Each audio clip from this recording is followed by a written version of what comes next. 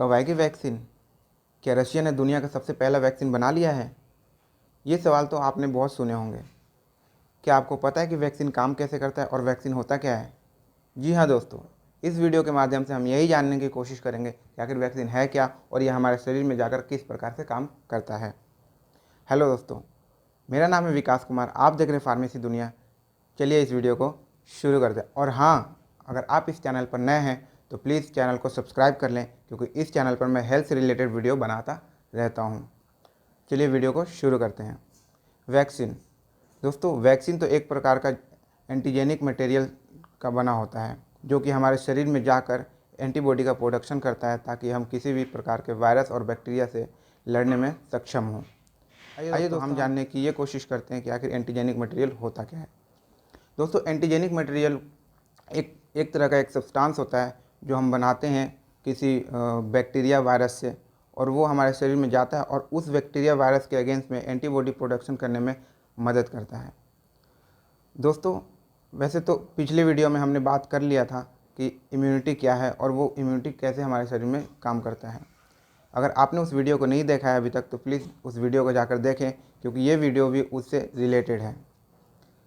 दोस्तों, पिछली वीडियो में हमने बात किया था कि आखिर वाइट ब्लड सेल्स किस प्रकार से हमारे शरीर में काम करता है और वो इम्यूनिटी में कैसे हेल्प करता है। दोस्तों, WBC यानी कि वाइट ब्लड सेल्स को नॉर्मली दो पार्ट में बांटा जाता है, ग्रेनुलोसाइट और एग्रेनुलोसाइट। दोस्तों, जो ग्रेनुलोसाइट होता है उसको भी तीन पार्ट में बांटा जाता है, एजिनोफाइल, न्यूट्रोफाइल, बेसोफाइल। और दोस्तों, जो एग्रेनुलोसाइट होता है तो उसको बांटा जाता है दो पार्ट में, मोनोसाइट और लिम्फोसाइट। बट दोस्तों, हम इस वीडियो में ये जानने की कोशिश करेंगे कि आखिर इम्यूनिटी हमारे शरीर में किसी वैक्सीन को लेने के बाद बनता कैसे और वो एंटीबॉडी का कैसे प्रोडक्शन करता है। तो दोस्तों, नॉर्मली हम बात करते हैं लिम्फोसाइट की। लिम्फोसाइट में तीन सेल पाए जाते हैं, बी सेल, टी सेल और NK सेल। अब बात करते हैं हम बी सेल की। दोस्तों, बी सेल क्या होता है? यानी कि bone marrow cell. Bone marrow cell normally हमारे बोन मैरो के बीच में जो हमारी हड्डी होती है ना, हड्डी के बीच में जो दोस्तों रेड सा होता है, वो जब येलोइश होने लग जाता है, इसका मतलब कि वो एंटीबॉडी का प्रोडक्शन करने लग गया है, बोन मैरो। तो दोस्तों, क्या आपको पता है कि बी सेल आखिर करता क्या है? जी हाँ, किसी प्रकार का अगर हम वैक्सीन लेते हैं किसी बीमारी से लड़ने के लिए, तो वो क्या करता है कि वो सबसे पहले उस सब्सटेंस को आइडेंटिफाई करता है, फिर आइडेंटिफाई करके उसका ब्लूप्रिंट बनाता है।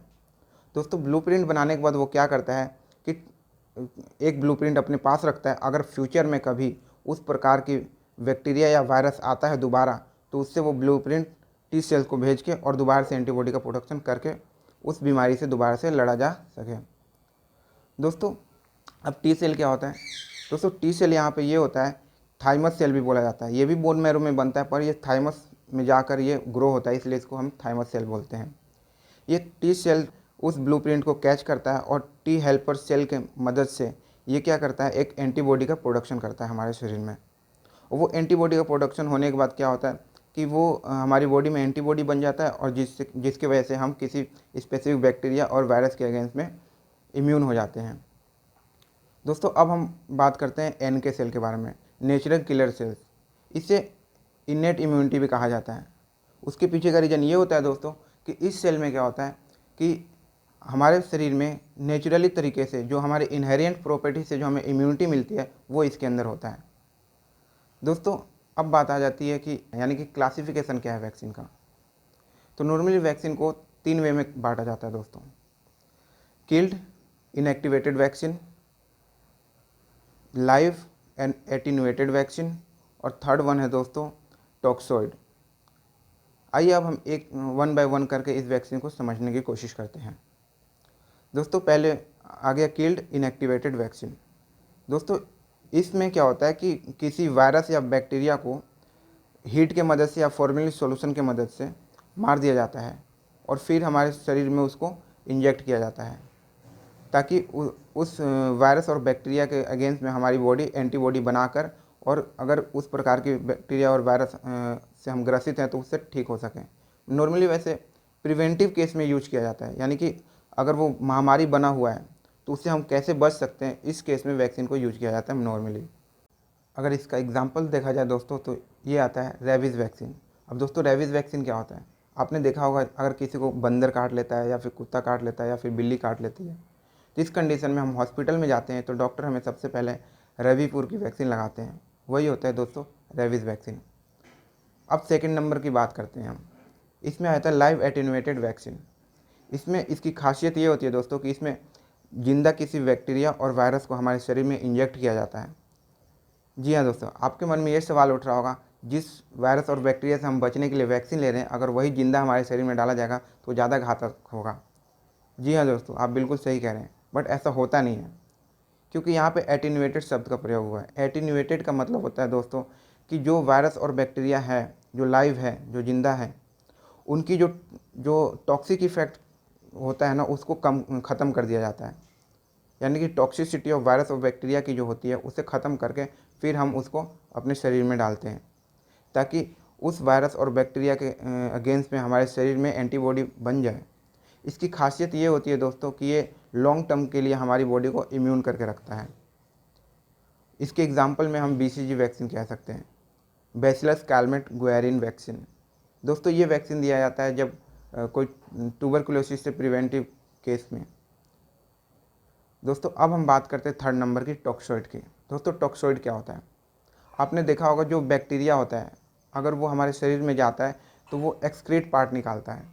जो बैक्टीरिया का मेटाबॉलिक पार्ट होता है उसको वो एक्सक्रीट आउट कर देता है ब्लड में। तो उस एक्सक्रीट आउट पार्ट्स को, जो होता है एक्सक्रीटेड पार्ट जो होता है बैक्टीरिया का, उसे बोला जाता है टॉक्सिन, जो कि हमारे शरीर में टॉक्सिक इफेक्ट शो करता है। तो इस केस में क्या होता है, जो वैक्सीन के प्रिपरेशन होता है दोस्तों, इसमें जो टॉक्सिसिटी होती है उस एक्सक्रीट पार्ट का, जो टॉक्सिन का, उससे निकाल दिया जाता है। यानी कि टॉक्सिसिटी को टॉक्सिन से निकाल दिया जाता है। तो फिर उसकी जो पर इसमें एंटीजेनिक मटेरियल को मेंटेन रखा जाता है, ताकि एंटीजेनिक मटेरियल हमारे शरीर में जाए और वो हमारे बॉडी में किसी वायरस और किसी पर्टिकुलर वायरस और बैक्टीरिया के अगेंस्ट में एंटीबॉडी प्रोड्यूस कर सकें। इसके अंदर में अगर एग्जांपल की बात करें दोस्तों तो टेटनस टॉक्साइड आ जाता है, जो TT वैक्सीन भी बोलते हैं नॉर्मली। ये वैक्सीन हमें तब दिया जाता है अगर हमें कोई कट लग जाता है, या फिर लोहे से कट जाता है, या फिर मिट्टी से कुछ घिस जाता है, तो उस केस में हम देते हैं TT की वैक्सीन। उसके पीछे का रीज़न ये होता है दोस्तों कि टेटनस से बचाव के लिए दिया जाता है। अब टेटनस दोस्तों किस कारण से होता है? एक बैक्टीरिया होता है कोलिस्ट्रीडियम टेटनी। कोलिस्ट्रीडियम टेटनी नामक का बैक्टीरिया होता है। इसी बैक्टीरिया के जो एक्सक्रीट पार्ट होता है उससे हम इस वैक्सीन को बनाते हैं। हेलो, कोरोना वायरस का जो महामारी चल रहा है, क्या इसका वैक्सीन बन चुका है? दोस्तों अभी फ़िलहाल में ये न्यूज़ आया है कि कोरोना वायरस की वैक्सीन सबसे पहले रशिया ने रजिस्टर कर लिया है, और उनके रशिया के जो प्रेसिडेंट है व्लादिमीर पुतिन, उनके बेटी को भी लगाया जा चुका है। और उनका ये कहना है कि जब ये स्टार्टिंग में वैक्सीन को लगाया जाता है तो माइल्ड फीवर आता है, जो कि पैरासीटामोल लेने के बाद ठीक हो जाते हैं। दोस्तों अगर वाकई में ऐसा है तो ये आज के टाइम में बहुत बड़ा अचीवमेंट होगा दुनिया के लिए। और दोस्तों पर अभी तक से WHO ने ये पुष्टि नहीं की है कि 100% वैक्सीन काम कर रहा है या नहीं। उम्मीद करता हूँ दोस्तों ये वीडियो आपको बहुत पसंद आया होगा। अगर ये आपको वीडियो पसंद आया तो प्लीज़ वीडियो को लाइक करें, शेयर करें और सब्सक्राइब करें। और हाँ दोस्तों, अगर अपने लाइफ के बारे में नहीं जाना तो कुछ नहीं जाना। Thank you.